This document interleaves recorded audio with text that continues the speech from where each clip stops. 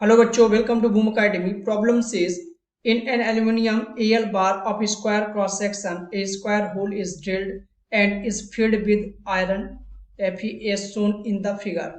The electric resistivity of AL and Fe are 2.7 into 10 to the power minus 8 ohm and 1 into 10 to the power minus 7 ohm respectively. The electric resistance between the two faces P and Q of the composite bar is. P और Q के cross हमें बताना है कि हमारा जो composite बार है उसका रेजिस्टेंस क्या होगा। ठीक है, तो रेजिस्टेंस निकालने के लिए हम लोग क्या करते हैं, एक बैटरी अटैच कर देते हैं इसके P और Q एंड में।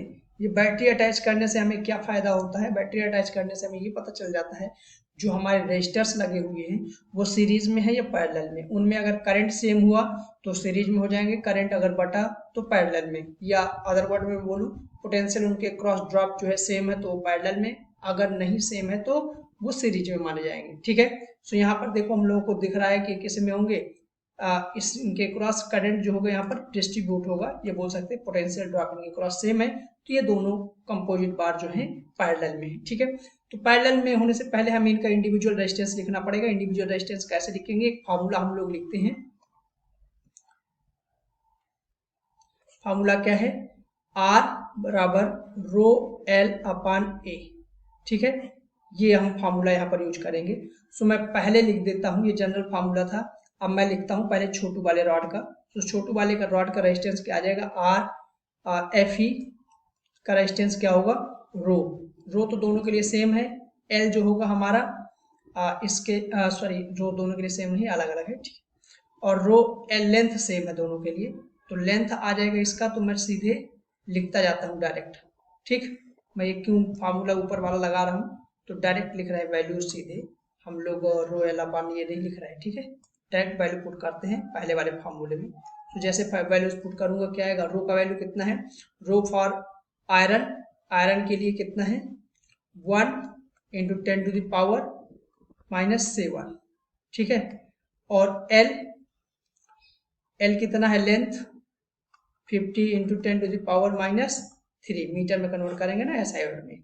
और एरिया कितना है, एरिया यहाँ पर स्क्वायर है तो 2 इंटू 2, और यहाँ पर यूनिट कन्वर्ट कर देंगे 10 की पावर माइनस 3 इंटू 10 की पावर माइनस 3 क्या हो जाएगा 10 की पावर माइनस 6।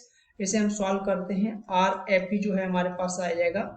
देखिए यहाँ से इसे ऊपर ले जाएंगे तो 10 की पावर माइनस 4 बचेगा। ठीक है, 10 की पावर माइनस 4 और इसे डिवाइड करेंगे तो 12 पॉइंट समथिंग आएगा। 10 की पावर माइनस 4 है, उसे 6 बनाने की कोशिश करेंगे क्योंकि हम माइक्रो एम्पियर में माइक्रो ओम में आंसर है तो माइक्रो ओम में कन्वर्ट करेंगे। तो 100 से ऊपर नीचे मल्टीप्लाई करेंगे, जैसे 100 से ऊपर नीचे मल्टीप्लाई करेंगे तो 1250 माइक्रो ओम आ जाएगा Fe। ठीक, ये Fe हम लोगों ने निकाल लिया, RFE निकाल लिया। अब निकालते हैं RAL। ठीक, तो RAL क्या होगा, इसका rho 2.7 into 10 to the power minus 8 into length 5 into 10 की पावर माइनस 3। mm में है, मीटर में कन्वर्ट किया। ठीक है, मीटर में ही कन्वर्ट करके लगाएंगे। और इसका लेंथ हम लोगों ने लिख दिया। नीचे क्या लिखना है, एरिया देखिए कैसे निकालेंगे, इस वाले पूरा एरिया चाहिए, ये वाला ओनली चाहिए हमें, ये वाला एरिया।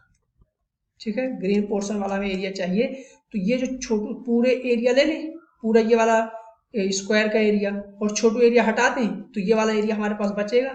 ठीक है, तो मैं यही यहाँ पर करने जा रहा हूँ। तो क्या होगा, पूरा area 7 into 7 10 to the power minus 3 into 3 क्या हो जाएगा 6। ठीक, minus 2 into 2 10 to the power minus 6। इसे हम लोग सॉल्व कर देते हैं। जैसे सॉल्व करेंगे तो देखो क्या आएगा वैल्यू, 2.7 इंटू 10 की पावर माइनस 8 इंटू 50 इंटू 10 की पावर माइनस 3 अपान में, देखिए 10 की पावर माइनस 6 बाहर आएगा और यहाँ से 49 माइनस 4 करेंगे तो कितना आ जाएगा 45 आ जाएगा, इंटू 10 की पावर माइनस 6 बाहर आएगा। अब देखिए यहाँ पर 10 की पावर माइनस 6 है, ऊपर 10 की पावर माइनस 5 आएगा। इसे हम जब सॉल्व करेंगे, सॉल्व करने के बाद हमारे पास जो वैल्यू आती है 30 माइक्रो ओम आएगा। ठीक है, तो RAL कितना आ जाएगा 30 माइक्रो ओम। ठीक, ये आ जाएगा हमारे पास वैल्यू। अब देखिए ये दोनों किस में है, दोनों हमारे जो कॉम्बिनेशन है वो किस में है, पैरेलल में। अगर पैरेलल में कॉम्बिनेशन है तो हम लोग R इक्विवेलेंट फॉर पैरेलल लगा लेते हैं। क्या होता है आर इक्विवेलेंट फॉर पैरेलल? मैं डायरेक्ट फार्मूला लिखूंगा, तो मल्टीप्लाई कराएंगे 30 माइक्रो ओम रहेगा, ठीक है। और डायरेक्ट हम लोग कर देते हैं क्योंकि कटने के बाद जो हमारा यूनिट आएगा वो माइक्रो में ही आ जाएगा, ठीक है। नीचे 30 प्लस 1250 कितना हो जाएगा? 1280 माइक्रो। अब इसे क्या करते हैं हम लोग, नीचे डिवाइड करते हैं, 20 से इसे डिवाइड करेंगे, इसे मल्टीप्लाई करके 20 से डिवाइड करते हैं, तो क्या आता है 20 से देखिए नीचे डिवाइड करेंगे तो 64 आ जाएगा, और ऊपर जब डिवाइड करते हैं तो 1875 आ जाता है, ठीक है। ये आ गया माइक्रो में। ये आ गया हमारा फाइनल आर इक्विवेलेंट। देखिए इस क्वेश्चन में कोई जान नहीं थी, बस ये था थोड़ी कैलकुलेशन डिफिकल्ट था, तो कैलकुलेशन आपको करना पड़ेगा, ठीक है। डायरेक्ट करना पड़ेगा, इसलिए कोई शॉर्ट ट्रिक नहीं दिखता है, मैंने भी ऐसे डायरेक्ट किया है, ठीक है। बस आप लोगों को पहली बार मिलेगा तो इस टाइप को थोड़ी सी आप रफ कॉपी करिएगा ज़्यादा, तो ज़्यादा सुटेबल रहेगा। आई होप ये आपको समझ में आया हो। अगर समझ में आता है तो अपने दोस्तों को भी शेयर करें, जिससे मुझे और ज़्यादा मोटिवेशन मिले। Thank you.